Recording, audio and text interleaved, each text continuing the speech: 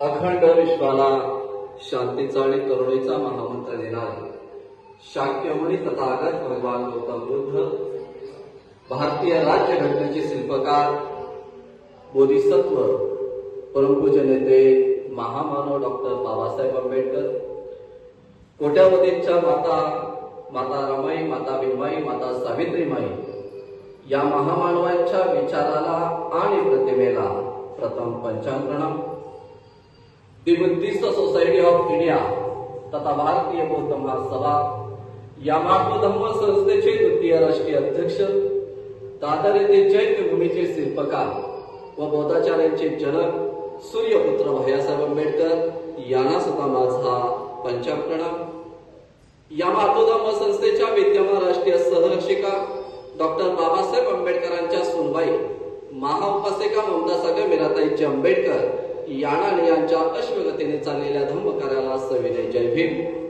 या महाधम्म संस्थेचे विद्यमान राष्ट्रीय कार्याध्यक्ष, समता सैनिक दलाचे राष्ट्रीय अध्यक्ष डॉक्टर बाबासाहेब आंबेडकरांचे नातू आदरणीय डॉक्टर भीमरावसाहेब आंबेडकर यांना सुद्धा माझा सविनय जय भीम. या संस्थेचे राष्ट्रीय कायदेशीर सल्लागार, वंचितचे सर्वे सर्वा ॲडव्होकेट प्रकाश तथा बाळासाहेब आंबेडकर यांना सुद्धा माझा सविनय जय भीम. इंदुमेरचे सरसेनानी आणि बौद्ध धर्म पंचायत समितीचे सभापती आदरणीय आनंदरावसाहेब आंबेडकर यांना सुद्धा माझा सविनय जय भीम.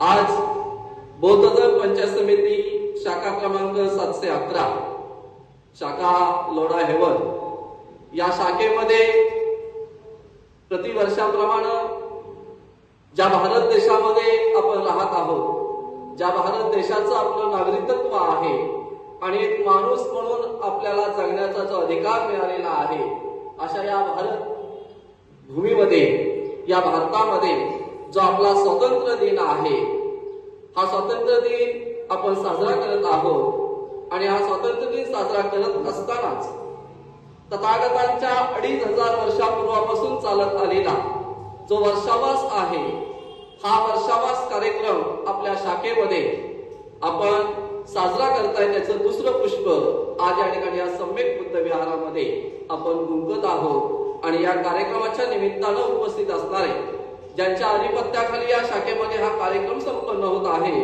असे या शाखेचे अध्यक्ष आयुष्यमान प्रभाकर जाधव गुरुजी, त्यांच्या समवेत या ठिकाणी उपस्थित असणारे पंचशील सामाजिक संस्था रजिस्ट्रेशन या संस्थेचे अध्यक्ष आयुष्यमान रवींद्र कांबळे गुरुजी, तसेच पंचशील महिला मंडळ या महिला मंडळाच्या सुद्धा अध्यक्षा आदरणीय अश्विनीताई जाधव, आणि उपस्थित या बौद्ध धर्म पंचायत समिती शाखा क्रमांक 711 तसेच पंचशील सामाजिक संस्था आणि महिला मंडळ या तिन्ही मंडळाचे सर्व आजी माजी पदाधिकारी, सर्व बौद्ध उपासक उपासिका या सर्वांना पुन्हा एकदा मी सविनय जय भीम करतो. आणि आजचा हा जो विषय आहे त्या विषयाला मी बांधवांनो सुरुवात करत आहे. विषयाला सुरुवात करत असताना आपल्या सर्वांना कल्पना आहे की भारतीय संविधान काय आहे. कारण आज आपण 80 वर्ष झाली आपल्याला स्वतंत्र होऊन, आणि 80 वर्षामध्ये कुणाला संविधान माहित नाही असं कोणी होणार नाही. फक्त त्या संविधानामध्ये जी आपली जबाबदारी आहे की आपण खऱ्या अर्थानं काय करणं गरजेचं आहे. कारण फक्त आपण आपल्या समाजामध्ये जर विचार केला तर सर्व नेते मंडळी असतील किंवा सर्व आपले जे प्रतिनिधी असतील ते फक्त जोर जोरामध्ये भाषणामध्ये सांगतात की आमच्या संविधानाला कोणी हात लावेल तर त्याचा आम्ही हात छाटल्याशिवाय राहणार नाही. ते असं फक्त गर्जना करतात. परंतु बांधवांनो थोडासा विचार करायला पाहिजे की आजच्या परिस्थितीचा, की आज खरी परिस्थिती जी चालू आहे त्या परिस्थितीमध्ये नक्की काय चाललेलं आहे. नक्की डॉक्टर बाबासाहेब आंबेडकरांनी दिलेली जी लोकशाही तत्वावरती जी संविधान आहे, त्या संविधानाचा खरोखर अंमलबजावणी जी आहे ही लोकशाही तत्वानं चाललेली आहे की तुमच्यावर हुकुमशाही पद्धतीनं चाललेली आहे. हा थोडासा आपल्याला विचार करणं गरजेचं आहे. कारण कालपर्यंत जर आपण बघितलं तर थोडंसं आपण म्हणूया की लोकशाही पद्धतीनं चाललं होतं, पण आजच्या स्थितीला मला तरी वाटत नाही की ही लोकशाही तत्वाने चाललेली आहे. ही एक हुकुमशाही ज्या वेळेला भारत देश स्वतंत्र होण्याच्या अगोदर राजा जसा सांगायचा, जसा ब्रिटिश सरकार आपल्यावरती अंमलबजावणी करत होते त्या पद्धतीनं त्या ठिकाणी आपल्याला करावं लागत होतं. तशीच आजची सुद्धा परिस्थिती निर्माण झालेली बांधवांनो आपल्याला पाहायला मिळते. आणि म्हणून आपल्याला समाजाला त्या ठिकाणी जागृत होणं गरजेचं आहे. आता उपकरणी वर्गाचा विषय आपल्याला माहिती आहे. जो तो उठल्याने आम्हाला आरक्षण द्या, आम्हाला हे करा. पण बाबासाहेब आंबेडकरांनी घटनेमध्ये सगळ्या तळागाळातील लोकांसाठी त्या ठिकाणी जे काही अधिकार असतील, जे काही आरक्षण असेल, ज्या काही सोयी सवलती असतील ती त्या घटनेमध्ये नमूद करून ठेवलेली आहे. फक्त दिसतंय ते कुणाचं दिसतंय? बौद्धांचं दिसतंय. की फक्त बौद्धांनी घेतलेलं आहे बाबासाहेब आंबेडकरांचे आणि त्यांच्या सवलती घेऊन ते पुढे गेलेले आहेत. पण थोडासा बांधवांना आपण विचार करूया की आज समाजामध्ये जर शिक्षित समाज कुठला असेल तर त्या ठिकाणी तो बौद्ध समाज हा त्या ठिकाणी आपल्याला शिक्षित असलेला दिसतो. शिक्षणानं त्यांनी प्रगती केलेली आहे, त्याच्यामध्ये त्याच्या बदलानुसार त्यांनी प्रगती केलेली आहे. आज बौद्ध समाजातील तरुण असतील, तरुणाई असतील, महिला असतील, ह्या ज्या वर्ग आहे हा वर्ग आपल्या शिक्षण आणि परिवर्तन बाबासाहेबांचे विचार असेल, तथागत भगवान गौतम बुद्धांचे विचार असतील, महापुरुषांचे विचार असतील, ह्या विचारांचा अभ्यास करून स्वतःमध्ये केलेलं परिवर्तन आहे. आणि त्या परिवर्तनानं तो माधवनं पुढे गेलेला माणूस आहे. हा फक्त आरक्षणावरच्या माध्यमातून पुढे गेलेला नाही. हे ठणकावून सांगण्याची जबाबदारी कुणाची आहे? आपली आहे बांधवांनो. की बाबा आम्ही का पुढे गेलो हे जर सांगायचं असेल तर आपल्याला तशा प्रकारचं आपलं म्हणणं जे असेल हे त्या ठिकाणी मांडणं गरजेचं आहे. आणि म्हणून माझ्या सर्व आया भगिनी असतील या सर्वांना आपल्याला भारतीय संविधान जे आहे हे संविधान समजणं गरजेचं आहे. त्याचा थोडाफार आपल्याला अभ्यास असणं गरजेचं आहे. महाडच्या एकाचा सत्याग्रह होता, 20 मार्चचा सत्याग्रह, 14 तळ्याचा 20 मार्चचा सत्याग्रह. ह्या वर्षाला त्या ठिकाणी 100 वर्ष त्याला पूर्ण होत आहेत. या 100 वर्षापूर्वी ज्या वेळेला डॉक्टर बाबासाहेब आंबेडकरांनी हा सत्याग्रह केला आणि ज्या वेळेला भाषणामध्ये संबोधित करत होते त्यावेळेला महिलांसाठी बाबासाहेब आंबेडकरांनी संदेश दिला की माझ्या माता भगिनी आहेत, त्या माता भगिनीनं आपला असणारा जो पेहराव आहे, जे तुम्ही साडी पेरलेली आहे, तुमचा जो पेहराव आहे, गळ्यामध्ये जे काही कत्लाचे दागिने घातलेले आहेत ते गळाभर घालून तुम्ही त्या ठिकाणी हातामध्ये त्या ठिकाणी हातभर बांगड्या घातलेल्या आहेत, याच्यामध्ये तुमच्यामध्ये बदल होणं गरजेचं आहे. तुमच्या गळ्यावर घातलेले कत्लाचे दागिने आहेत ते काढून एखादा दुसरा दागिना तुमच्या गळ्यामध्ये ठेवा. हातभर भरलेल्या बांगड्या आहेत त्या बांगड्या कमी करा आणि तुमची जी साडी आहे ही साडीचा पेहराव तुमच्या ढोपराच्या खाली कशा पद्धतीने येईल अशा प्रकारचा बदल तुम्ही करा. हे 20 मार्चच्या भाषणामध्ये डॉक्टर बाबासाहेब आंबेडकरांनी आपल्या महिलांना सांगितलं. आणि दुसऱ्या दिवसाला सुद्धा त्या ठिकाणी बाबासाहेबांनी सभा महाडमध्येच घेतली. त्यावेळेला दुसऱ्या दिवसाला आमच्या ज्या माता भगिनी त्या सभेसाठी आल्या त्याच्यामध्ये झालेला हा बदल होता की त्या महिलांनी त्या ठिकाणी लगेच दुसऱ्या दिवसाला आपला जो पेरा होता, आपली साडी मोजरी ढोपराच्या वर होती ती त्या ठिकाणी खाली पेरली आणि एक बदल करून डॉक्टर बाबासाहेब आंबेडकरांना समाधान त्यावेळेला झालं की मी काल सांगितलं आणि आज माझ्या लगेच माता भगिनीनं आपल्यामध्ये बदल केला, परिवर्तन केलं. हे त्या ठिकाणी असणारी ही पोच पावती आहे आणि त्याच्याच आधारावरती बाबासाहेबांच्या विचारावरती आपला समाज जो आहे हा त्या ठिकाणी प्रगती पथावरती जाताना आपल्याला बांधवानो दिसत आहे. आणि म्हणून त्या ठिकाणी भारतीय संविधान जे आहे हे संविधान आपल्याला त्या ठिकाणी समजून घेणं गरजेचं आहे की 15 ऑगस्ट 1947 ला भारत जे स्वतंत्र झाला पण इंग्रजांनी त्या वेळेला आपल्याला सांगितलं की तुमचा भारत देश स्वतंत्र झालेला आहे, तुम्हाला आम्ही स्वातंत्र्य देतो. पण स्वतंत्र दिल्यानंतर ते स्वातंत्र्य तुम्ही कशा पद्धतीनं राखा. त्या स्वतंत्र भारत देशामध्ये तुमची नियमावली कुठं आहे, तुमची नियमावली जी आहे ती तुम्हाला बनवणं गरजेचं आहे की त्या चौकटीमध्ये बसवून तुमचा भारत देश तुम्हाला त्या ठिकाणी चालवणं गरजेचं आहे. याच्यासाठी त्या ठिकाणी तुम्हाला नियमावली बनवणं गरजेचं आहे. ब्रिटिश सरकारनं त्या ठिकाणी या भारत देशातला सांगितलं. आणि मग सांगितल्यानंतर त्यावेळेचे पंतप्रधान जे पंडित जवाहरलाल नेहरू होते यांनी त्या ठिकाणी चर्चेला त्या ठिकाणी सुरुवात केली की बाबा आता काय करायचं, स्वतंत्र त्या ठिकाणी मिळतंय, मग आता करायचं काय, मग आपल्याला नियमावली असणं गरजेचं आहे. आणि मग त्यावेळेचे जे काही नेते मंडळी होते त्यांची त्या ठिकाणी इकडे तिकडे शोधाशोध सुरू झाली. आणि मग शोधाशोध सुरू झाल्यानंतर इतर देश सुद्धा काही स्वतंत्र झाले होते, त्यांच्याकडे घटना समिती त्या ठिकाणी तयार होत्या. त्यावेळेला अमेरिका जी आहे, या अमेरिकेमध्येच घटना जी आहे ही तयार होती. अमेरिकेचे घटनाकार ज्यांनी घटना अमेरिकेची लिहिली होती त्यांच्याकडे अनेक देशाच्या घटना लिहिण्यासाठी लोक जात होती आणि त्यांनी तशा प्रकारच्या घटना ज्या आहेत या घटना त्या ठिकाणी लिहून दिल्या होत्या. आणि मग त्या ठिकाणी या भारत देशातील या नेते मंडळींना समजलं की बाबा अमेरिकेमध्ये एक व्यक्ती आहे की तो घटना त्या ठिकाणी लिहून देतो, मग त्याची आपण भेट घेणं गरजेचं आहे. मग नक्की कुणी जायचं भेट घेण्यासाठी असं त्या ठिकाणी ठरलं. त्यावेळेला सर आयव्हर जेनिंग जे आहेत, हे अमेरिकेचे सर आयव्हर जेनिंग जे आहेत यांच्या भेटीसाठी त्या ठिकाणी जाण्याचं ठरलं. आणि मग त्यांची भेट घेण्यासाठी त्या ठिकाणी गेले, त्यांची भेट घेतली. आणि भेट घेतल्यानंतर एक शोकांतिका होती की त्या ठिकाणी जर आपण बघितलं तर 100 कोटी लोकसंख्या असलेल्या देशामध्ये असा एकही व्यक्ती नाही का की जो भारत देशाची घटना लिहे. हा एक प्रश्न निर्माण झाला होता बांधवांनो. 100 कोटी लोकसंख्या आहे, पण या भारत देशाची घटना लिहिण्यासाठी असा एकमेव माणूस नाही का की तो भारत देशाची घटना लिहे, असा प्रश्न निर्माण झाला. आणि त्यावेळेला त्या जेनिंगकडे चर्चा सुरू झाली. आणि मग चर्चा सुरू झाल्यानंतर त्या जेनिंगने लगेच सांगितलं की बाबा ठीक आहे की तुम्ही माझ्याकडे आलात, मी तुमची घटना लिहिण्यासाठी नकार देत नाही, पण तुमच्या भारत देशामध्ये असे 6 लोक जे आहेत की त्या ठिकाणी जे आपले 3 लोक जे आहेत ती त्या ठिकाणी बॅलिस्टर झालेले आहेत. या भारत देशामध्ये तुमच्या 3 लोक आहेत की जे बॅलिस्टर झालेले आहेत, त्यांची प्रथम भेट घ्या, ते काय म्हणतायत ते जाणून घ्या.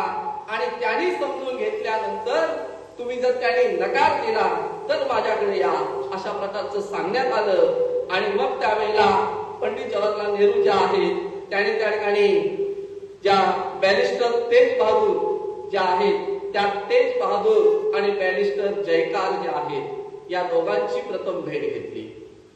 जयकार आणि तेज बहादूर यांची भेट घेतल्यानंतर त्यांनी सांगितलं की आम्हाला हे जमणार नाही.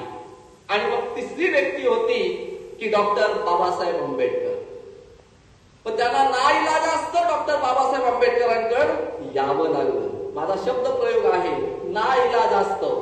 जर जयकार आणि त्या ठिकाणी तेज बहादूर या दोघांपैकी एक तयार झाले असते तर डॉक्टर बाबासाहेब आंबेडकरांकडे ते आले नसते. पण त्या दोघांनी नकार दिला आणि म्हणून त्या ठिकाणी शेवटीला त्यांना पर्याय राहिला नाही. आणि मग बाबासाहेब आंबेडकरांकडे आले. बाबासाहेब आंबेडकरांकडे चर्चा केली आणि बाबासाहेब आंबेडकरांनी सांगितलं की ठीक आहे, तुमचं जर म्हणणं असेल की मी घटना लिहावी तर मी त्याच्यासाठी तयार आहे, पण त्याच्यामध्ये आपल्याला या चर्चा करावी लागेल की नक्की घटना कशा पद्धतीनं असावी. आणि मग तशा प्रकारचं बाबासाहेब आंबेडकर तयार झाले. आणि मग तयार झाल्यानंतर त्यांची बैठक झाली आणि बैठकीमध्ये त्या ठिकाणी चर्चा सुरू झाली.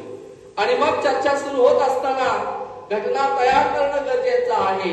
मग त्याचा प्रथम मसुदा तयार करणं गरजेचं आहे, आराखडा तयार करणं गरजेचं आहे की नक्की घटना कशा पद्धतीनं असावी. आणि मग घटना समिती जी आहे ती तयार करणं गरजेचं आहे.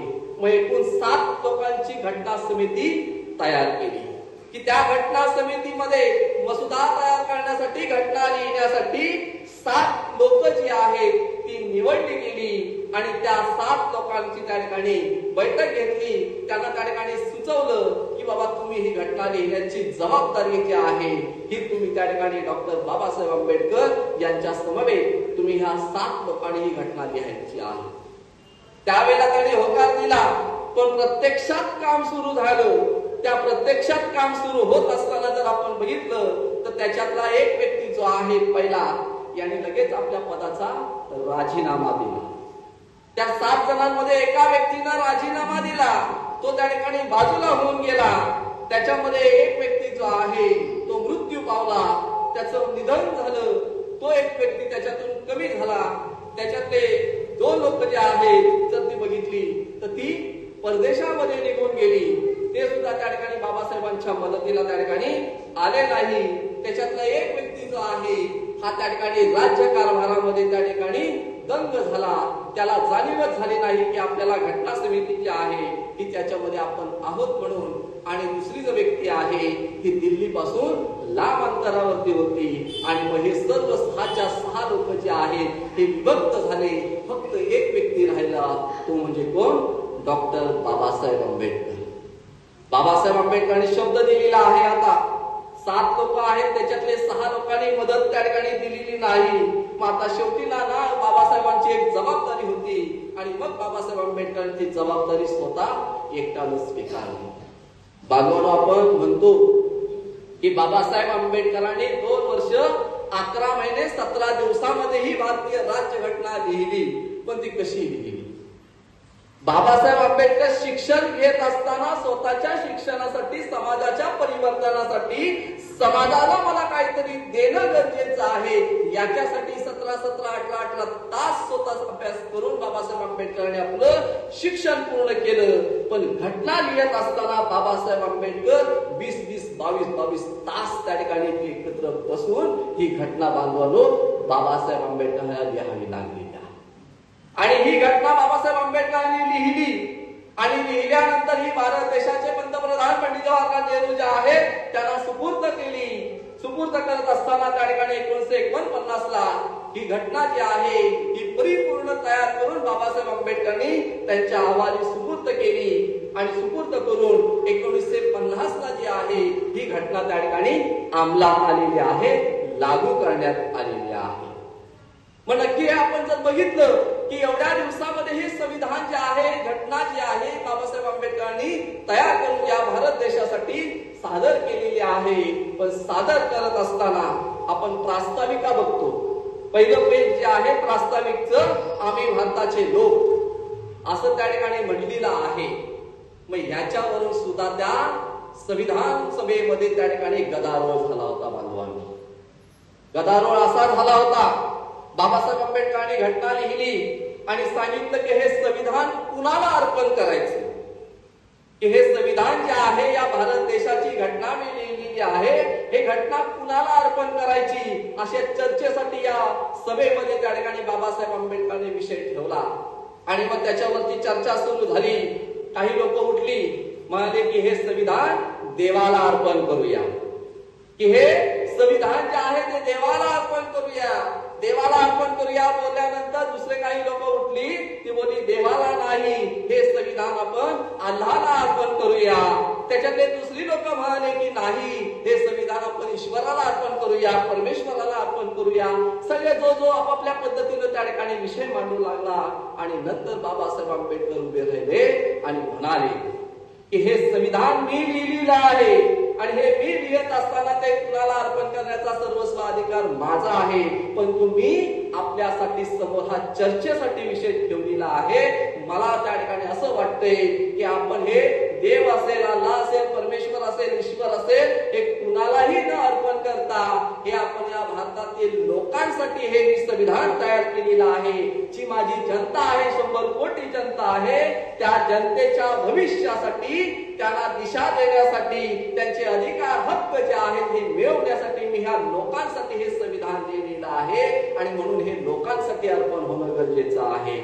आणि त्यावेळेला त्या ठिकाणी बाबासाहेब म्हटले की हे कुणालाही असं पटत नसेल तर आपण मतदान घेऊया, की आपण या ठिकाणी हे मतदान करूया. आणि मतदान घेऊनच त्या ठिकाणी हे संविधानाची आपण प्रत जी आहे ती अर्पण करूया. आणि मग मतदान जे आहे ते मतदान सुरू झालं.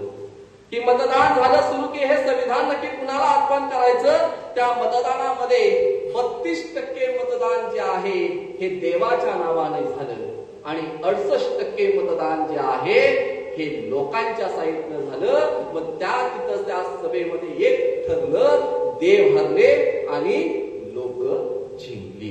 आणि 68% मतदानानं हे भारतीय संविधान जे आहे हे लोकांसाठी डॉक्टर बाबासाहेब आंबेडकरांनी अर्पण केलेलं आहे. बाबासाहेब आंबेडकरांनी थोडासा विचार केला असता तर माझ्या मात्या पित्याला सुद्धा मी अर्पण करू शकलो असतो.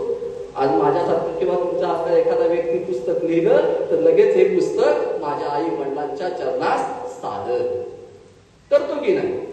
पण बाबासाहेब आंबेडकरांनी स्वतःचा कधीही विचार केलेला नाही. हे बांधवांनो या प्रत्येक गोष्टीतून आपल्याला जाणून घेणं गरजेचं आहे. आणि मग हे लोकांसाठी संविधान जे आहे हे संविधान त्या ठिकाणी लिहिलं आणि त्या ठिकाणी अर्पण केलेलं आहे.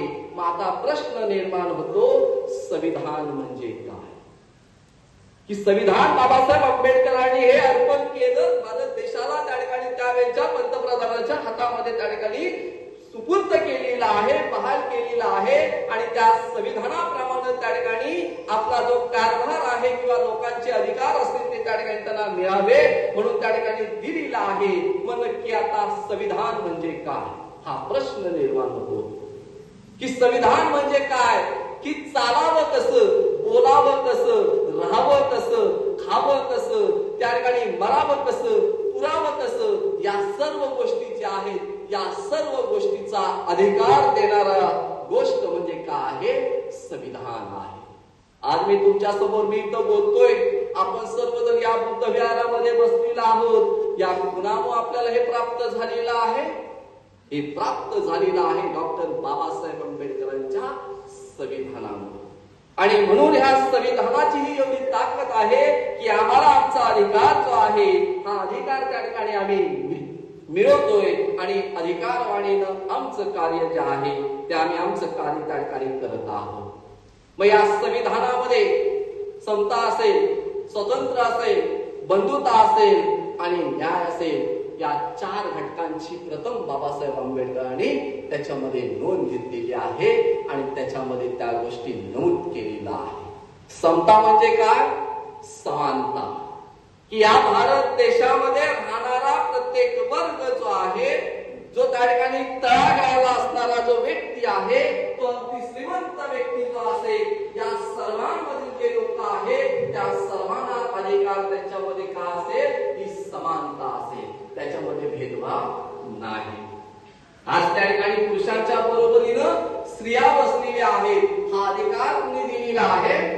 बाबासाहेब आंबेडकरांनी दिलेला आहे. बाबासाहेब आंबेडकरांमुळे त्या ठिकाणी हा अधिकार प्राप्त झालेला आहे.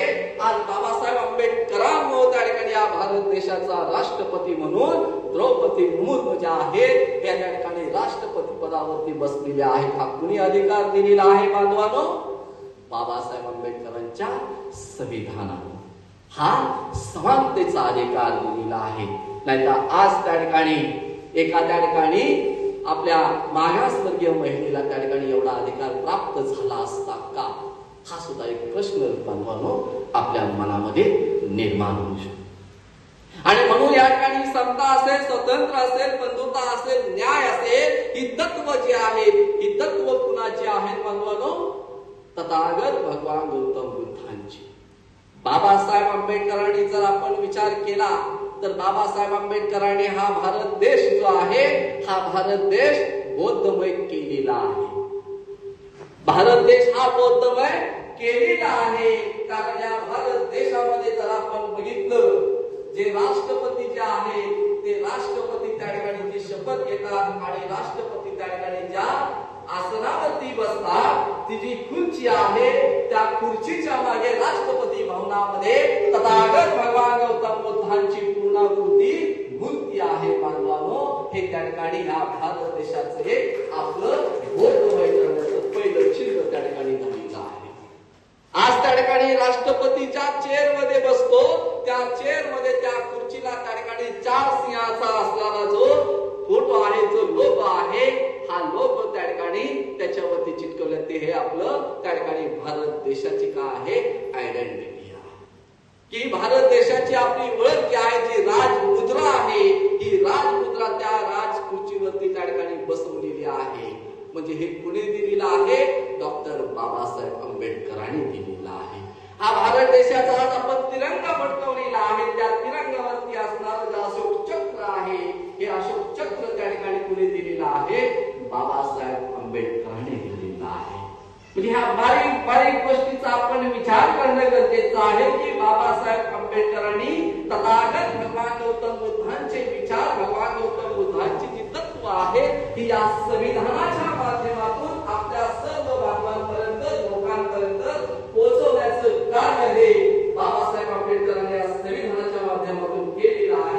आणि म्हणून त्या ठिकाणी जर बघितलं तर हे संविधान जे आहे हे संविधान 8 परिशिष्ट आणि 395 कलम अशा पद्धतीचं हे संविधान बाबासाहेब आंबेडकरांनी आपल्याला सादर केलेलं आहे. मग 8 परिशिष्ट आणि 395 कलम हे संविधान 1 तासामध्ये आज होणार आहे का? विचार करा, जे संविधान लिहिण्यासाठी बाबासाहेब आंबेडकरांना 2 वर्ष 11 महिने 17 दिवस लागले आणि हे संविधान मी जर आज मांडायचं म्हटलं तर 1 तासामध्ये होईल का? होणार नाही. आणि म्हणून काही गोष्टी ज्या आहेत त्या प्रत्येक गोष्टी बारीक बारीक ज्या गोष्टी आहेत त्या फक्त त्या ठिकाणी मी मांडणार आहे की फक्त त्याला आपल्याला जाणीव करून देणार आहे.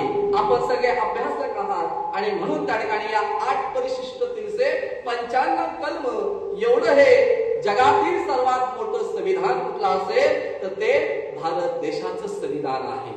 की जगातील सर्वात मोठं संविधान आणि सर्व अधिकार सर्व हक्क जे आहेत तळागाळातील लोकांपासून अगदी उच्च स्तरापर्यंतच्या लोकांपर्यंत एवढे अधिकार देण्याचं एकमेव संविधान असेल आणि ते डॉक्टर बाबासाहेब आंबेडकरांनी लिहिलेलं संविधान आहे. आणि म्हणून जर आपण बघितलं तर कलम 14 आहे ते कलम 14 म्हणजे त्या ठिकाणी तुम्हाला समानता देते की तुमच्यामध्ये जी समानता आहे, जातपात आहे, लिंगभेद जे आहे, भेदभाव आहे हे त्या ठिकाणी काय करतंय? नष्ट करतंय. की तुम्हाला भेदभाव करण्याची त्या ठिकाणी वेळ येणार नाही. तुमच्यामध्ये जातपात जी आहे ही जातपात तुम्हाला करता येणार नाही. कुणालाही त्या ठिकाणी कमी जातीचा आणि उच्च जातीचा अशा प्रकारचा भेदभाव जो आहे हा करता येणार नाही. हे कलम 14 मध्ये डॉक्टर बाबासाहेब आंबेडकरांनी लिहिलेलं आहे. आणि म्हणून त्या ठिकाणी हे कलम 14 जे आहे हे समानतेचं कलम जे आहे हे आपल्याला त्या ठिकाणी शिकवण देतं. आपला अधिकार जो आहे हा अधिकार त्या ठिकाणी सांगत असतो. कलम 15-16 जर बघितलं तर हे कलम 16 जे आहे ते सार्वजनिक क्षेत्रामध्ये ज्या सेवा असतील किंवा योजना असतील या सर्वांची समान संधी आपल्याला देते. की कलम 16 जे आहे ज्या सार्वजनिक क्षेत्रामध्ये जे काही संधी असतील, सेवा असतील, ज्या काही योजना असतील त्या सर्वांची संधी आपल्याला काय देते? समानतेची संधी देते. त्याच्यामध्ये कुठल्याही प्रकारचं की बाबा हा आहे म्हणून ह्याला हे दिलं जातं त्याला ते दिलं जातं अशा प्रकारचा फरक नाही. हे कलम 16 जे आहे ते त्या ठिकाणी सांगितलं जातंय. आणि महत्वाचा कलम आहे कलम 17 अस्पृश्यता जी आहे जे आपल्याला कमी लेखलं जात होतं, जी अस्पृश्यता आहे ही नष्ट करण्याचं त्या ठिकाणी जे कलम 17 मध्ये जे आहे ते त्या ठिकाणी नमूद केलेलं आहे.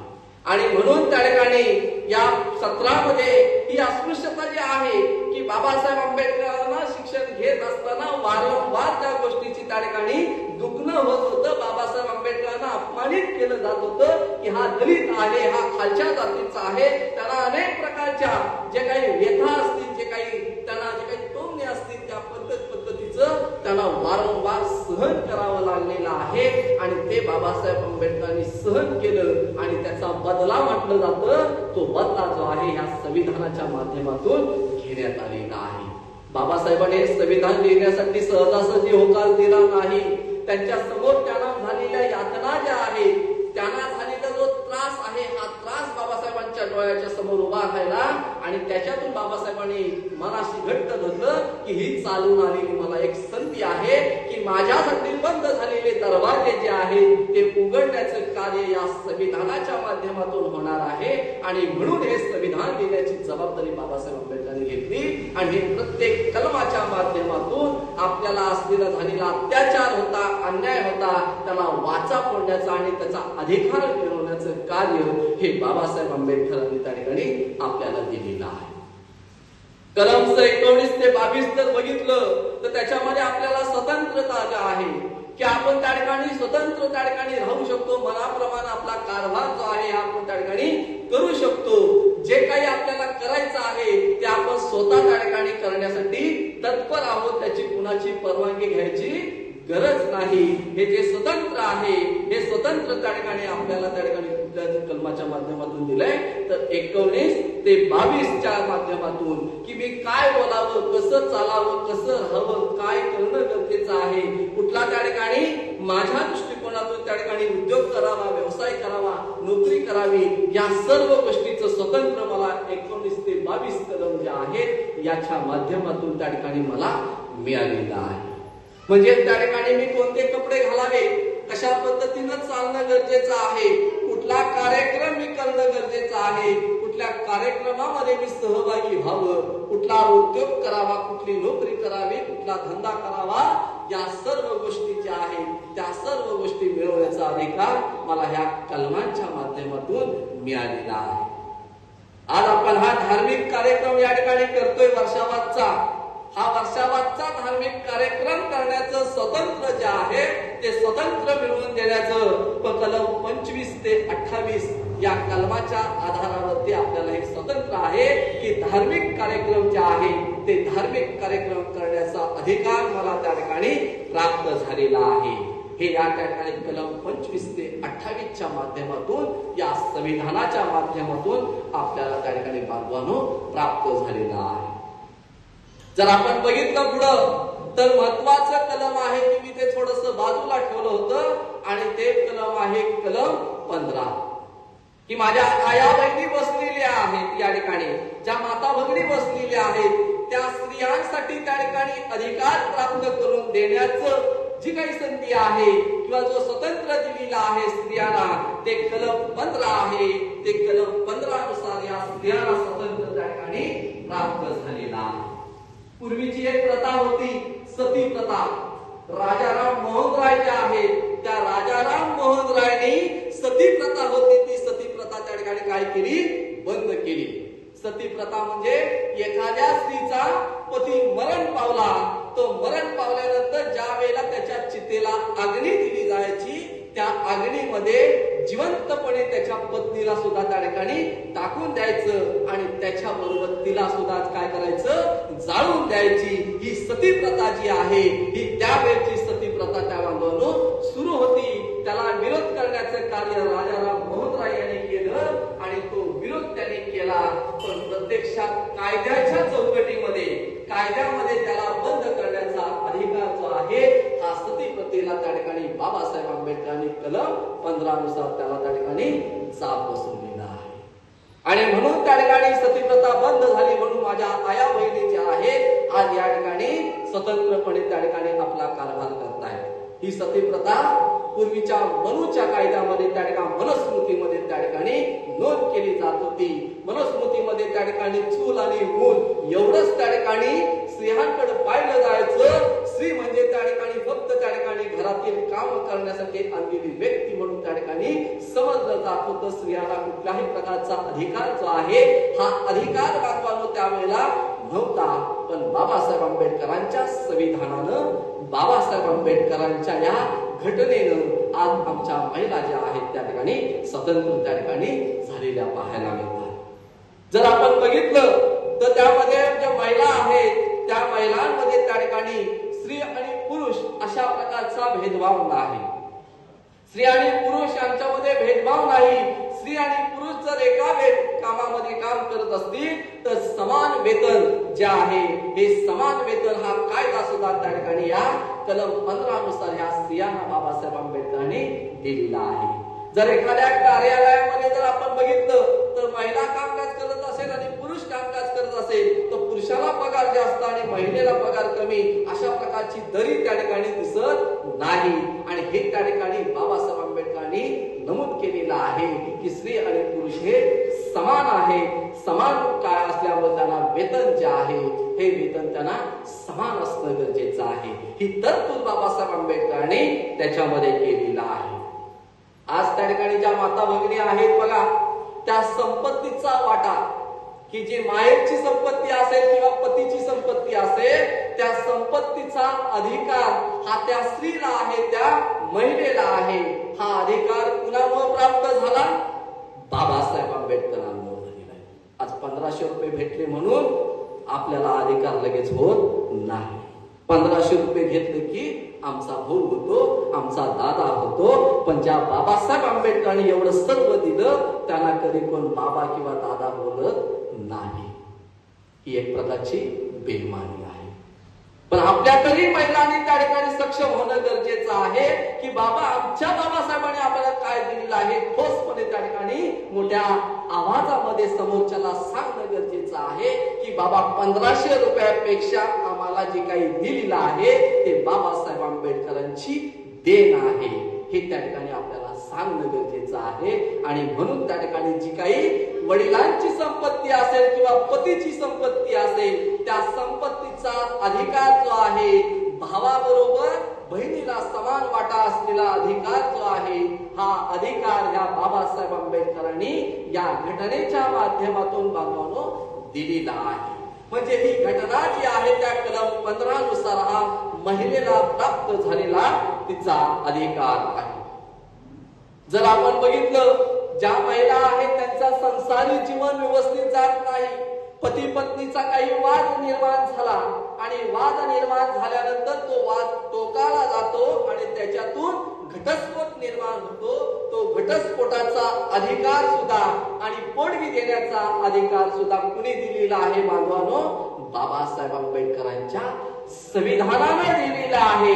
आणि हे कलम 15 नुसार महिलांसाठी त्या ठिकाणी त्याच्यामध्ये नमूद केलेला आहे की घटस्फोटाचा अधिकार आणि पोटगीचा दावा करण्याचा अधिकार सुद्धा ह्या बाबासाहेब आंबेडकरांच्या घटनेनं या महिलेला त्या ठिकाणी दिलेला आहे. महिलांवरती अन्याय झाला, अत्याचार झाला आणि जर पोलीस स्टेशनला त्याची केस नोंदवली गेली तर प्रथम केस ही महिलांच्या बाजूने विचार केला जातो. महिलांच्या बाजूने विचार करून तशा प्रकारची चौकशी केली जाते आणि त्याच्यानंतर त्या ठिकाणी पुढे पुरुषाचं मत काय आहे किंवा समोरच्या व्यक्तीचं मत काय आहे हे त्या ठिकाणी जाणून घेतं. प्रथम महिलेला अधिकार दिलेला आहे. कशामुळे दिलेला आहे?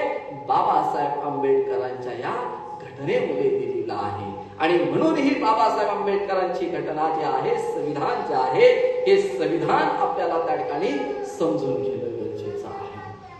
आज माझ्या माता भगिनी ज्या सर्व्हिसला आहेत, ज्या सरकारी कामकाजामध्ये नोकरी करतात, त्या महिलांना त्या ठिकाणी गर्भवती कालामध्ये त्या ठिकाणी जे प्रसूतीची जी रजा भेटते भर पगारी, की त्यावेळेला पूर्वी 3 महिने होते, आता 6 महिने झालेले आहे. 6 महिने घरामध्ये बसून पगार मिळाला जातो, प्रसूतीची रजा त्या ठिकाणी मिळाली जाते. ही प्रसूतीची भर पगारी रजा देण्याचा अधिकार कुणी दिला? बाबासाहेब आंबेडकरांच्या घटनेनं दिलेला आहे. हे त्या ठिकाणी ठामपणे माझ्या माता भगिनींनी सांगणं गरजेचं आहे. कारण बाबासाहेब आंबेडकरांनी एवढं सहजासहजी आपल्याला दिलं, बाबासाहेबांनी एवढं स्वतःच्या पत्नीला सुद्धा कधी दिलेलं नाही. बाबासाहेब आंबेडकरांचा एक प्रसंग सांगतो की बघा, बाबासाहेब आंबेडकर बॅरिस्टर होऊन मुंबईमध्ये आले होते आणि बाबासाहेब आंबेडकरांचा सत्कार त्या ठिकाणी ठेवला होता. आणि सत्कार ठेवल्यानंतर त्या ठिकाणी लक्ष्मीबाई जी आहे ती रमाला म्हणते, अगं रमा चल चल, तुझ्या साहेबाचा स्वागताचा कार्यक्रम आहे, त्या स्वागताच्या कार्यक्रमाला आपल्याला जायचं आहे. लक्ष्मीबाई ही रमाची जाऊबाई आहे. ती म्हणते रमा चल. रमाला सुद्धा आनंद होतो की माझे साहेब मुंबईमध्ये आलेले आहेत आणि साहेबांचं स्वागत होतंय आणि त्या स्वागतासाठी मला सुद्धा गेलं पाहिजे. आणि म्हणून रमा सुद्धा आनंदित होते आणि ती सुद्धा निघण्याची तयारी करते आणि निघायला जाते. त्यावेळेला ती साडी शोधते. साडी शोधता शोधता त्या ठिकाणी तिला साडी चांगल्या पद्धतीची दिसत नाही. जी काही साडी होती ती तिला 17 ठिकाणी फाटलेली ठिगळ जोडलेली साडी होती. तिला रमाला वाटतं ही फाटलेली साडी जर मी नेसून गेली तर साहेबांना लोक काय बोलतील की एका बॅरिस्टरची पत्नी फाटकी साडी नेसून आलेली आहे, हे साहेबांना कुठंतरी वाईट वाटेल, लोक बोलतील. म्हणून रमा त्या ठिकाणी थोडीशी रडत बसली. रडता रडता तिला आठवलं, अरे बाबासाहेब आंबेडकरांचं त्या ठिकाणी ज्या वेळेला स्वागत केला होता त्यावेळेला जरीचा फेटा बाबासाहेब आंबेडकरांना बांधला होता आणि तो जरीचा फेटा माझ्या पेटीमध्ये आहे. ती ताड दिशा उठली, त्या पेटी उघडली, पेटी मधून त्या ठिकाणी तो जरीचा फेटा बाहेर काढला आणि फेटा काढून एक फेटा साडी नेसावी अशा साडी प्रमाणे माझी रमाची साडी फेटायला नेसली आणि साहेबांच्या स्वागतासाठी निघून आली. सर्व सभागृह जे आहे ते मैदान भरलं होतं. साहेब स्टेजवरती होते. साहेबांचं स्वागत झालं आणि एका कोपऱ्यामध्ये माझी रानू उभी होती. आणि साहेब जेव्हा भाषणाला उभे राहिले तेव्हा साहेबांची नजर अशी फिरली आणि नजर फिरल्यानंतर त्या नजरेमध्ये बाबासाहेब आंबेडकरांना आपली रानू दिसली. रामू दिसल्यानंतर बाबासाहेबांनी बघितलं आणि माझी रामू एका कोपऱ्यामध्ये उभी आहे आणि ही कोपऱ्यामध्ये माझी रामू उभी असताना ही माझ्या रामूनी जी नेसलेला जो जरीचा पैदा आज साडीसारखी फेडून इथे या कार्यक्रमाला आलेले आहे. आज माझा समाज माझं स्वागत करतोय. मी बॅरिस्टर म्हणून झाले पण एका बॅरिस्टरच्या पत्नीला मी साडी घेऊ शकलो नाही. एवढं दुःख बाबासाहेब आंबेडकरांना त्या स्टेजवर झालं आणि बाबासाहेब आंबेडकर त्या ठिकाणी रडू लागले. रडता रडता समोर बसलेले जे लोक होते त्या लोकांना वाटलं बाबासाहेब आंबेडकर आपल्यासाठी रडतायत. पण बांधवानो, तुमच्या आमच्यासाठी बाबासाहेब त्यावेळेला रडत नव्हते, ते स्वतःच्या पत्नीसाठी रडत होते. आज एखाद्या कार्यक्रम असेल तर कुणाचंही महिला असा फेटा वगैरे पेरून येऊ शकते का? नाही येऊ शकत. का येऊ शकत नाही?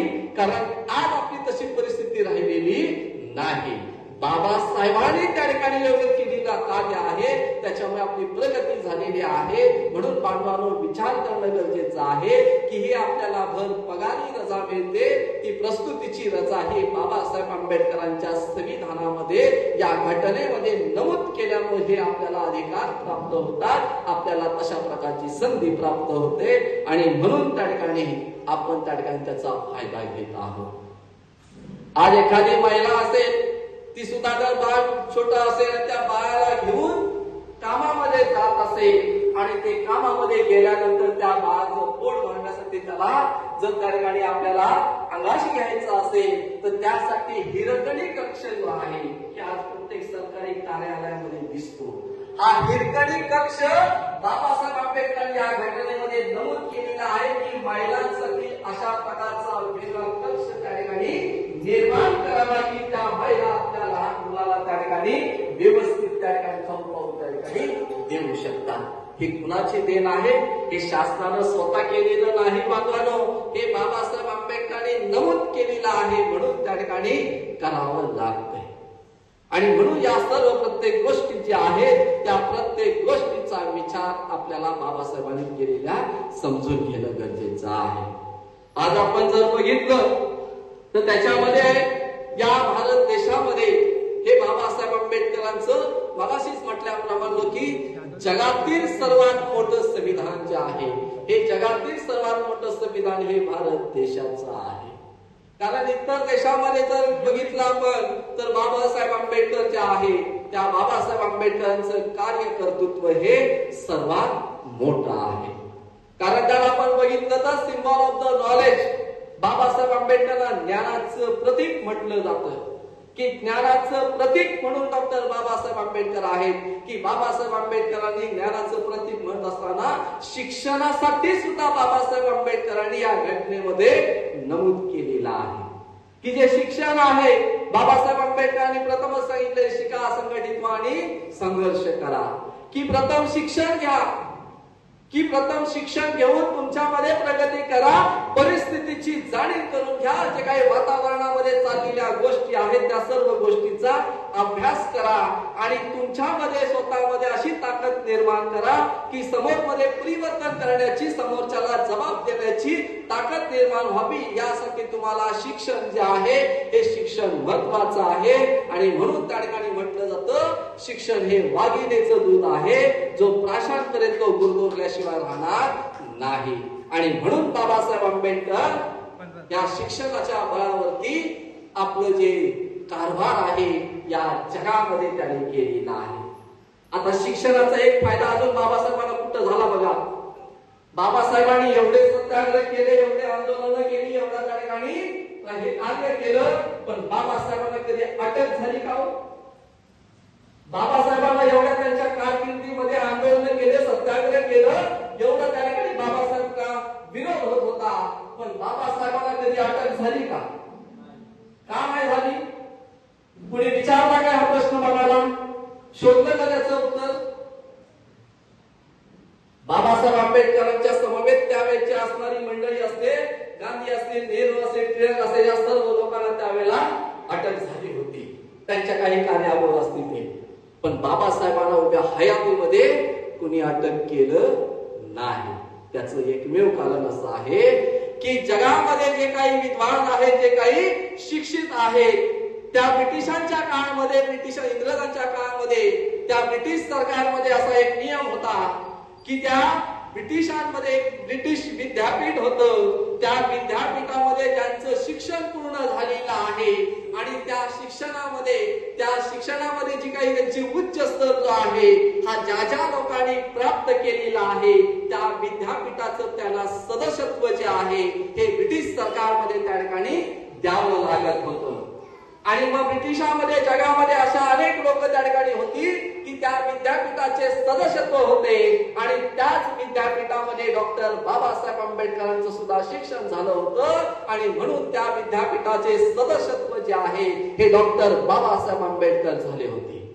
आणि त्या बाबासाहेब आंबेडकर सदस्यत्व झाले होते आणि म्हणून त्या ठिकाणी बाबासाहेब आंबेडकरांना जर अटक करावं लागत असेल तर त्या प्रथम विद्यापीठाचं परमिशन घ्यावी लागत होती. एक वेळ असंच झालं की एक पोलीस अधिकारी जो आहे, हा पोलीस अधिकारी बाबासाहेबांना आपलं भेटला आणि बाबासाहेबांना म्हणाला की हे तुमचं जे कार्य चालू आहे, मी तुम्हाला अटक करेन. बाबासाहेब थोडेसे हसले. बोले तुम्ही मला अटक कराल का? तर होय, ठीक आहे बोलले. दुसऱ्यांदा परत तो पोलीस अधिकारी बाबासाहेबांना भेटला आणि बाबासाहेब आंबेडकरांना म्हणाला की मी तुम्हाला नक्की खरोखर अटक करेन. बाबासाहेब त्याला म्हणाले त्यावेळेला तुझ्याकडं अटक वॉरंट आहे का? त्यावेळेला तो म्हणाला नाही, पण पुढच्या वेळेला मी अटक वॉरंट घेऊन येईल. तो त्याच्या अधिकाऱ्याकडे गेला, त्याने अटक वॉरंट तयार केलं आणि ते सहीसाठी त्या ब्रिटिश विद्यापीठामध्ये ते पाठवलं, वरिष्ठ अधिकाऱ्याकडे पाठवलं गेलं. आणि ज्या वेळेला त्या ब्रिटिश वरिष्ठ अधिकाऱ्याला ते अटक वॉरंट मिळालं, त्याच्यामध्ये डॉक्टर बाबासाहेब आंबेडकरांचं नाव बघितलं. त्या ब्रिटिश अधिकाऱ्यानं लगेच ज्या आधी पोलीस अधिकाऱ्यानं अटक वॉरंट तयार केलं होतं, त्या पोलीस अधिकाऱ्याला तात्काळ निलंबित केलं. त्याला निलंबित केलं आणि निलंबित केल्यानंतर बाबासाहेब आंबेडकर त्या ब्रिटिश सरकारला विचारलं की ज्यांनी अटक वॉरंट काढलं त्याला तुम्ही निलंबित केलं, पण ज्या अटक वॉरंट काढण्यासाठी ज्यांनी सहकार्य केलेलं आहे त्या लोकांचं काय? त्यावेळेला पुन्हा ब्रिटिश सरकारनं त्याला साथ देणारे जेवढी लोक होती त्या सर्वांना निलंबित केलं आणि बाबासाहेब आंबेडकर उभ्या हयातीमध्ये कोणीही कधी त्यांना अटक वॉरंट काढू शकलं नाही किंवा अटक करू शकलं नाही. हे बाबासाहेब आंबेडकरांच्या शिक्षणामुळे घडलं. हे त्या ठिकाणी आपल्या इतिहासामध्ये नोंद आहे बाबा.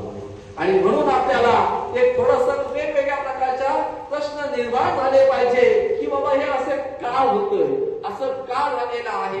आज डॉक्टर बाबासाहेब आंबेडकरांचं कार्य जे आहे हे जगभरानं स्वीकारलेलं आहे आणि त्यात बाबासाहेब आंबेडकरांचे आपण काय आहोत? अनुयायी आहोत, आपण उपासक आहोत. आणि ज्या बाबासाहेब आंबेडकरांनी आपल्याला बौद्ध धम्म जो आहे हा बौद्ध धम्म दिलेला आहे, या बौद्ध धम्माची जी तत्व आहे की बघा की बाबासाहेब आंबेडकरांनी बौद्ध धर्माची तत्व जी असतील ही तत्व जशीच्या तशी या घटनेमध्ये नमूद केलेली आहे. ही घटना जर आपण थोडीशी बारकाईनं बघितली तर ही घटना सर्व बौद्ध धर्मातील तथागत भगवान गौतम बुद्धांचे विचार असतील, त्यांची तत्व असतील, त्या विचारांनी आणि तत्वांनी बनलेली आहे. म्हणजे ही संपूर्ण घटना ही बौद्ध पद्धतीची बनलेली आहे. हे आज त्या लोकांना समजते, जे राज्यकर्ते आहेत त्यांना त्याच्यातलं समजते आणि म्हणून ते घटना बदलायचं त्या ठिकाणी आपल्या समोर सांगत आहेत की त्यांना माहित आहे की ह्या घटनेमुळे ही लोक त्या ठिकाणी पुढे जात आहेत आणि ह्या घटनेमुळे अशा अशा पद्धतीचं हे घडत आहे. आज आपण पंचशील आताच घेतली. आपल्या कार्यक्रमाची सुरुवात होत असताना आपण पंचशील घेतलं. पंचशील हे फक्त बौद्धांसाठी दिलेलं आहे का? तथागत भगवान गौतम बुद्धांनी जे पंचशील दिलेलं आहे हे फक्त एका जाती धर्माच्या लोकांसाठी नाही. या भूतलावरील या पृथ्वीवरती राहणारा समस्त मानव, कोणत्याही जातीचा असू दे, कोणत्याही पंथाचा असू दे, कोणत्याही वंशाचा असू दे, कुठल्याही लिंगाचा असू दे, तो व्यक्ती जो आहे माणूस आहे एवढं पुरेसं आहे. त्या प्रत्येक मानवासाठी हे पंचशील जे आहे हे तथागत भगवान गौतम बुद्धाने दिलेलं आहे. आणि हे पंचशील दिलं, त्या पंचशिलेमध्ये आपण पाली भाषेमध्ये त्याचा उच्चार करतो, मराठीमध्ये त्याचा अनुमोद केल्यानंतर त्या प्रत्येक कलम जे आहे त्या प्रत्येक कलमाचा आपल्याला त्या ठिकाणी त्याचा सारांश जो आहे हा त्या ठिकाणी मिळत असतो. जे आपण म्हणतो पंचशील जे आहे की त्याच्यामध्ये आपण पानातिपाता वेरमणी म्हणजेच आपण त्या ठिकाणी मी जीव हिंसा करणार नाही, हत्या करणार नाही हे आपण त्याच्यामध्ये म्हणतो. जे हत्या करणार नाही असं या ठिकाणी आपण अभिवचन देतो, प्रतिज्ञा करतो. आणि त्याच पद्धतीनं जर एखाद्याने हत्या केली, एखाद्याने खून केला, एखाद्याने मर्डर केली तर कायदेशीररित्या त्याला काय होतं, अटक होतं. हे त्या घटनेमध्ये कुणी नमूद केलेलं आहे, बाबासाहेब आंबेडकरांनी केलेलं आहे. म्हणजे पंचशिलेचं पहिलं सील जे आहे हे बाबासाहेब आंबेडकरांनी घटनेमध्ये नोंद केलेलं आहे की बाबा तुम्ही तुमच्या जीवनामध्ये कधी हत्या करू नका, खून करू नका, ही शिकवण सुद्धा बाबासाहेब आंबेडकरांनी दिले. आणि जर तसं केलं तर कायद्यानं गुन्हा म्हणून तुमच्यावरती केस नोंदवली जाईल आणि तशा प्रकारचं तुम्हाला त्याच्यावरती जे काही कार्यवाही आहे ती त्या ठिकाणी होईल. चोरी करू नका, हरिंद्रदाना वेरमणी शिकापदम समाध्यामी, की मी चोरी करणार नाही हे पंचशिलेमध्ये सांगितलेलं आहे. बाबासाहेब आंबेडकरांनी घटनेमध्ये त्याची नोंद घेतली आणि जो चोरी करणारा असेल त्या चोरी करणाऱ्यावरती सुद्धा घटनेनुसार कलमानुसार त्याच्यावरती गुन्हा दाखल करण्याचं नोंद केलेली आहे. त्याच पद्धतीने आपण आज पेपरला बघतो, टीव्हीला बघतो, आज आपल्या हातामध्ये मोबाईल आहे, त्या मोबाईल मध्ये अनेक प्रकारच्या वार्ता बघतो, त्या ठिकाणी गोष्टी बघतो. त्याच्यामध्ये महिलांवरती होणारा अन्याय अत्याचार, की महिलांवरती अतिप्रसंग होतात, त्या ठिकाणी छेडछाड होते, या सर्व गोष्टी त्या ठिकाणी होतात. पण हीच गोष्ट 2500 वर्षापूर्वी तथागत भगवान गौतम बुद्धांनी आपल्या पंचशिलेमध्ये सांगितलेलं आहे की कामे सुमेचिचारा वेरमणी शिकापदम समाध्यामी, मी कुठल्याही त्या ठिकाणी परस्त्रीला त्या ठिकाणी माझ्या जीवनामध्ये स्थान देणार नाही. मी माझ्या पत्नीशी एकनिष्ठ राहीन आणि बाकी सर्व महिलाही माझ्या माता भगिनीप्रमाणे असतील. बाबासाहेब आंबेडकरांनी सांगितलेलं आहे, तथागत भगवान गौतम बुद्धांनी सांगितलेलं आहे की आपल्या वयापेक्षा लहान मुलगी असेल तर तिला त्या ठिकाणी स्वतःची मुलगी समजावी. आपल्या वयाप्रमाणे समान मुलगी असेल तर तिला त्या ठिकाणी बहीण समजावी आणि आपल्या वयापेक्षा मोठी असेल तर तिला आपली माता समजावी. हे तथागत भगवान गौतम बुद्ध आणि डॉक्टर बाबासाहेब आंबेडकरांनी सांगितलेले बांधवांनो विचार आहेत. आणि ह्या गोष्टीचं प्रत्येक जण पालन केलं तर अशा घटना त्या ठिकाणी कधीही घडणार नाहीत. आणि म्हणून या पंचशिलेची नोंद सुद्धा बाबासाहेब आंबेडकरांनी घटनेमध्ये घेतली की जो व्यक्ती अशा प्रकारची छेडछाड असेल किंवा वाईट प्रसंग करणारा व्यक्ती असेल त्याच्यावरती कायदेशीररित्या त्या ठिकाणी गुन्हा दाखल करण्यात यावा. हे घटनेमध्ये ह्या पंचशिलाची नोंद केली गेलेली आहे. जो काही व्यसनाधीन आहे की व्यसनाधीन करणारे जे लोक असतील, जे मद्यप्राशन करणारे लोक असतील, त्याच्यासाठी 5वं सील त्या ठिकाणी महत्वाचं आहे. बांधवांनो आजची परिस्थिती विचारात घेणं गरजेचं आहे. आपण त्या ठिकाणी आता वर्षावास करतोय, परंतु काही ठिकाणी अशी गोष्ट येते की 14 एप्रिल आली, बुद्ध जयंती आली की हम जय भीम वाले हैं. वर्षातून एकदा जागा व्हायचं आणि बोलायचं हम जय भीम वाले है. एक दिवस जयंती साजरी करायची, त्याच्यामध्ये मिरवणूक करायची, त्याच्यामध्ये काय असेल ते गदारोळ करायचा. पण कित्येक तरुण त्याच्यामध्ये याच्यामध्ये त्या ठिकाणी नाचत असतात. हा एक आपल्याला ठपका लागलेला आहे बांधवानो की अनेक लोक त्या ठिकाणी व्यसनाधीन झालेले आहेत, दारू पितात, मद्यप्राशन करतात आणि त्याच्यामुळे त्या ठिकाणी एक आपल्या समाजाची हानी होत चाललेली बांधवानो दिसते. की ज्या तथागत भगवान गौतम बुद्धांनी सांगितलेलं आहे की सुरामेर मज्जप मादकाला, म्हणजे मादक पदार्थांचं मी सेवन करणार नाही. जे काही मद्य पदार्थ आहेत अशा पदार्थांपासून मी अलिप्त राहीन. आणि त्या शिलाचं जास्त उल्लंघन झाल्याचं बांधवानो दिसतं आणि त्याचीच त्या ठिकाणी त्या घटनेमध्ये नोंद घेतलेली आहे. बाबासाहेबांनी कलमाच्या नुसार ते जे काही मादक पदार्थ वगैरे तयार करणारे जे असतील त्याच्यावरती गुन्हा दाखल करावा अशा प्रकारचं निदर्शनात येते. आज तुकाराम मुंडे तशा प्रकारचं हे कशामुळे धाडी टाकतायत. तुकाराम मुंडे जे काही कार्यवाही करतायत ते कशामुळे करतायत? त्या बाबासाहेबांच्या संविधानानं त्याला दिलेला अधिकार आहे. बाबासाहेब आंबेडकर त्या संविधानामध्ये प्रत्येक गोष्टीच्या संदर्भात कलमामधून नमूद केलेले आहेत. त्याच्यामध्ये त्या अधिकारवाणीनं आज त्यांचं कार्य ते त्या ठिकाणी करत आहे. हे त्या ठिकाणी बांधवांनो आपल्याला लक्षात घेणं गरजेचं आहे. आणि म्हणून त्या ठिकाणी या तरुणाई याला आपल्याला एक सांगणं गरजेचं आहे की जी तरुणाई आहे की त्या तरुणाईनं या ठिकाणी हे जे व्यसनाधीनचे पदार्थ आहेत, दारूचे जे पदार्थ आहेत, त्याच्यापासून आपल्याला अलिप्त राहणं गरजेचं आहे. दारू कशी तयार झाली, सुरा कशी तयार झाली, मोह त्या ठिकाणी मोहाचं झाड कसं निर्माण झालं माहिती आहे का? एक गोष्ट सांगतो आणि मी माझ्या विषय जो आहे तो त्या ठिकाणी थांबवण्याकडे जाणार आहे. की बघा दारू कशी निर्माण झाली. 4 मित्र होते. त्याच्यामध्ये पहिला मित्र आहे माणूस, दुसरा मित्र आहे पोपट, तिसरा मित्र आहे वाघ आणि चौथा मित्र आहे गाढव. 4 मित्र जीवाभावाचे. की एवढे जीवाभावाचे की कुठं जायचं झालं तरी चौघजणच. सकाळ असो, संध्याकाळ असो, दुपार असो, कुठं फिरायचं झालं तरी तुम्हाला हे 4 मित्रच दिसणार. चौघजण त्या ठिकाणी सोबतच दिसणार. एखादा जरी कोणी दिसला नाही ते प्रत्येक समोरचा बघणारा विचारणार, अरे आज एक मित्र कुठं आहे तुमचा, आज तुमच्यात नाही का? अशा पद्धतीचं. आणि एवढे जीवाभावाचे की 4 मित्र काही विचारू नका. एक प्रसंग असा येतो की त्यांचं ठरतं की बाबा उद्या संध्याकाळी 6 वाजता आपण नेहमीच्या एका आपली जी बाग आहे त्या बगीचेमध्ये त्या ठिकाणी भेटायचं. ठरतं की उद्या 6 वाजता आपल्याला भेटायचं आहे. ठरल्याप्रमाणे ते 4 मित्र त्या ठिकाणी उद्या भेटण्यासाठी जाणार असतात. पहिला मित्र जो आहे तो पहिला मित्र त्या ठिकाणी त्यांचा जो आहे की माणूस आहे, हा माणूस त्या ठिकाणी जातो. तो बसतो तिथं, बराच वेळ वाट बघतो, पण 3 मित्र काय येत नाही.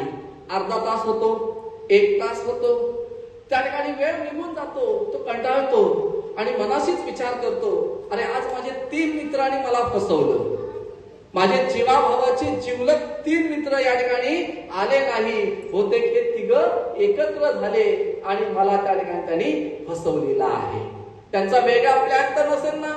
3 एकत्र येऊन मला मारलं बिरलं तर काय करायचं? आणि म्हणून त्याने बोलतो, मला जर 3 मित्रांनी माझ्या फसवलं तर मला जीवन जगून काही उपयोग नाही. तो बसलेल्या जागेवरती डोकं आपटून आपला जीव सोडून देतो.